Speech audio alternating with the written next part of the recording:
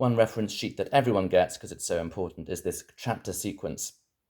This summarizes everything that happens in the course of a chapter and everything you can do at each section. So I'm actually just going to basically verbally narrate this to make it clear, and this kind of summarizes how the game works. So first thing that happens is the payday bell gets rung once we're done with all our admin from the previous round. You're going to take all those tolls from your jobs, and you're going to trigger any effects that trigger at start of chapter. And then we go into free play. That's when you're wandering around, talking to whoever you want, using your abilities as ever you want. There are various general things you can do at all times during free play. So one of them is you can take a new job at most twice per chapter, because remember, this is out of date. This is the old version. So you can now take a new job twice in a chapter, provided you meet its prerequisites, of course. And as discussed, you just add your name to this sheet down here, and then take the role if it's available. You can also quit a job that you currently have. You can always quit as many jobs as you have, with the exception of those few jobs, prisoner, vagrant, that are actually unquittable. And to quit a job, you just take your job card, you put it back, and then you cross out your name on that reference card.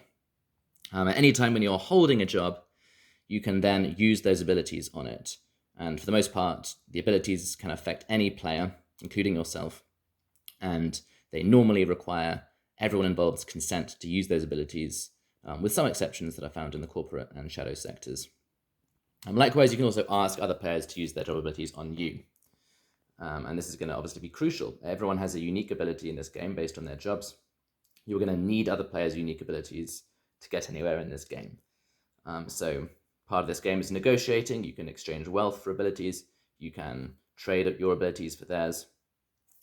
You can coerce. You can form syndicates. You can create any kind of elaborate scheme that you can dream up in order to create some kind of cooperative arrangement with other players and get what you want.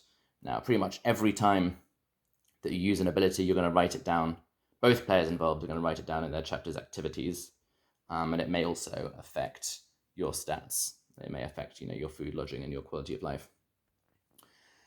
So 10 minutes of that happens, and the payday bell gets rung again, and there'll be a 1-minute warning bell before that, at which point you're going to report to the city centre, which is this table in the centre of the house, to go through all of the admin for the chapter. So as soon as the bell is rung, abilities and actions stop working. So you basically can't keep playing as you have been. You've got to immediately report to the city centre.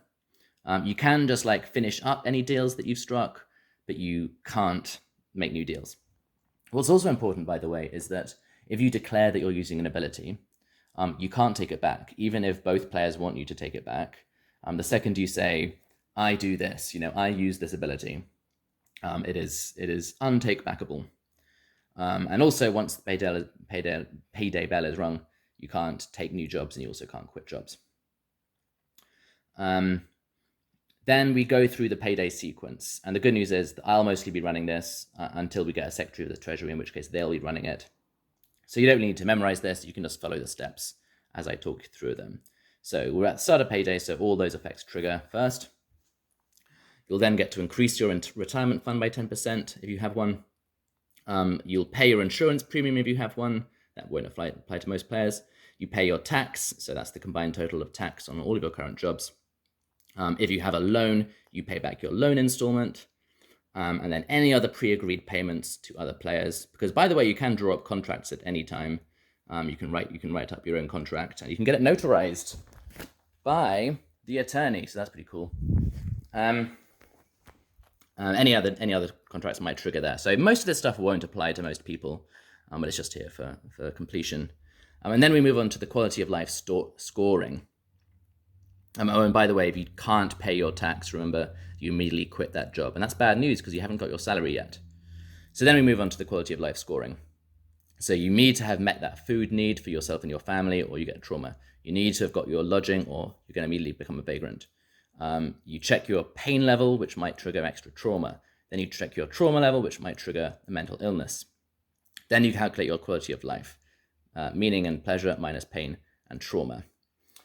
And by the way, there are actually bonus effects in each chapter. So, for example, Act 1, the hedonistic years, this are your early years, 18 to 30 years old.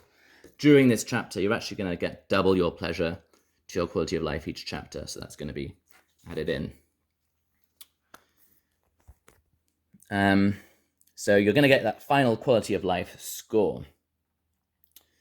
And then you can add that to the front of your portfolio, which is down here. So that's, that's ultimately the score that you're building towards.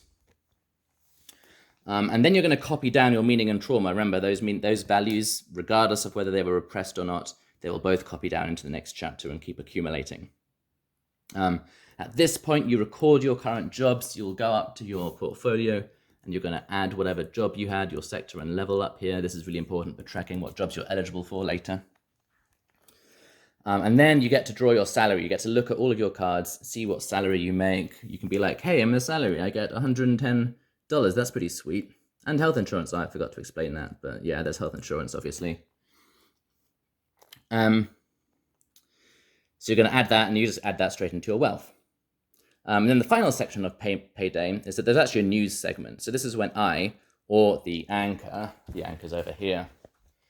If the anchor's in the game, they take over the job of news. But otherwise, it'll be me basically updating everybody on whatever I think is the funniest or most interesting stuff that's happened in the last chapter, just so we're all on the same page.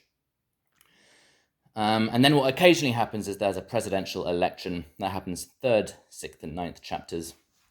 Needless to say, the president is elected, and this is how you get that role. And then that's the end of chapter. And then, of course, we go straight over here. The payday bell is rung. The new chapter begins, and the whole horrific saga starts again.